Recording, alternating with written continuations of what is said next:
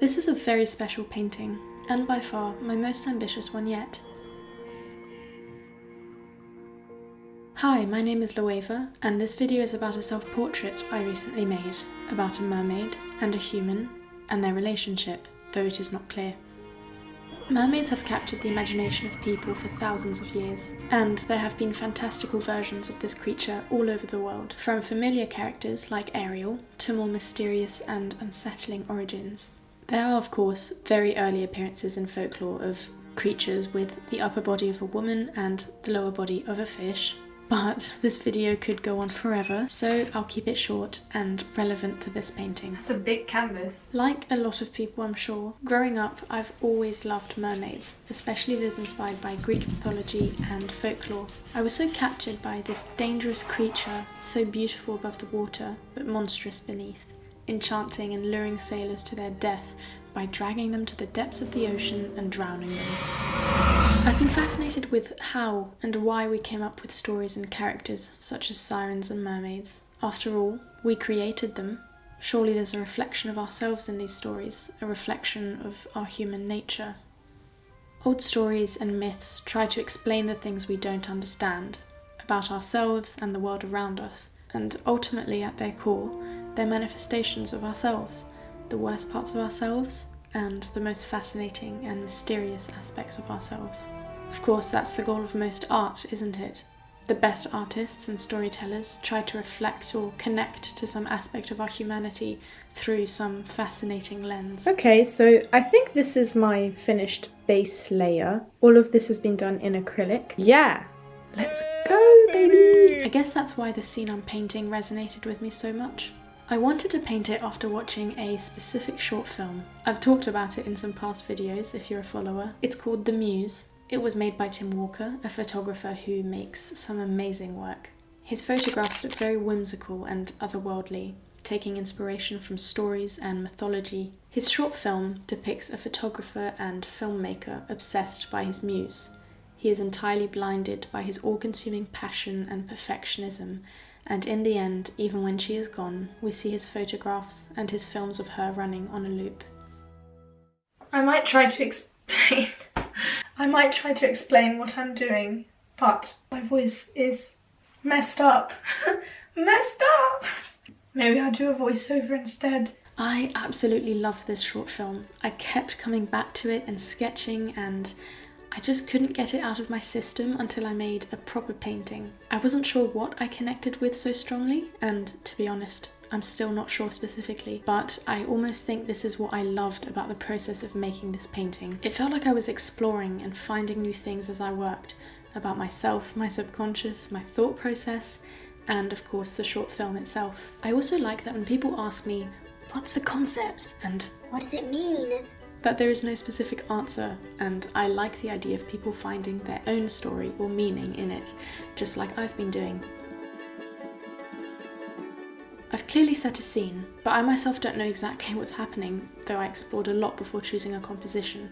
The main theme, of course, is obsession, but I think even I have several interpretations of my own painting. I view the two subjects as both representing myself. Maybe the mermaid is a self-destructive aspect of myself that I don't completely understand. An aspect I'm sure all of us have within ourselves. We all have some destructive and dangerous habits and obsessions that we struggle to control and contain. I've associated sirens and mermaids with unhealthy human obsession, and I think she has come to represent this in the painting. And of course, I associate mermaids with mystery, so she has come to represent the unknown.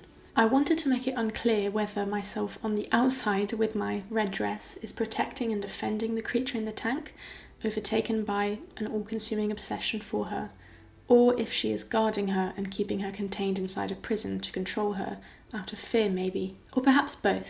I suppose that answer depends on the viewer and their interpretation.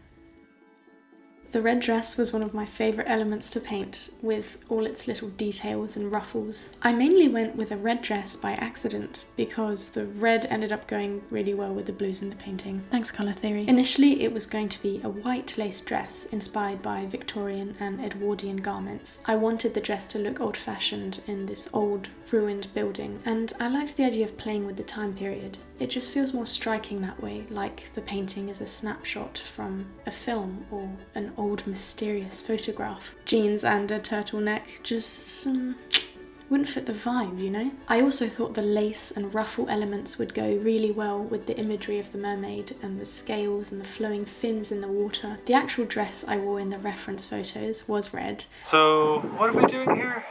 We broke into an old ruin to take photos for the painting. And then I actually thought I liked it better that way. Not just because of colour theory, but because it's so strong and eye-catching. Who would look at her in a white dress in this painting when there is an entire enchanting mermaid next to her?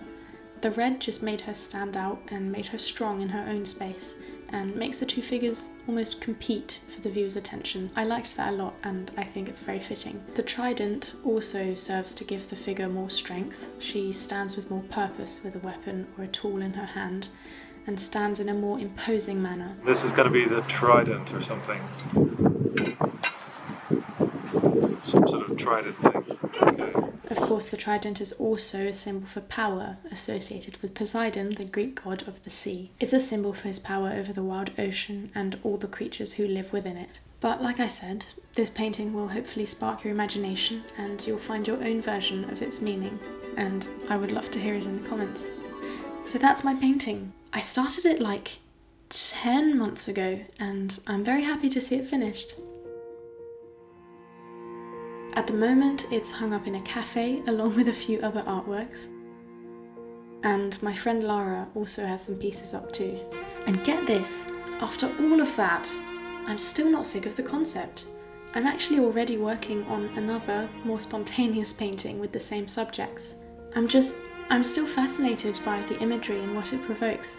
So I'm exploring a little bit more with different compositions, styles, textures. In the meantime, I'm getting ready to go to Europe. If you haven't heard, I'm moving to Italy to hopefully study for a year, if I pass the entrance exam. And I'm going in like a week. So yeah, I'll see you soon. Bye.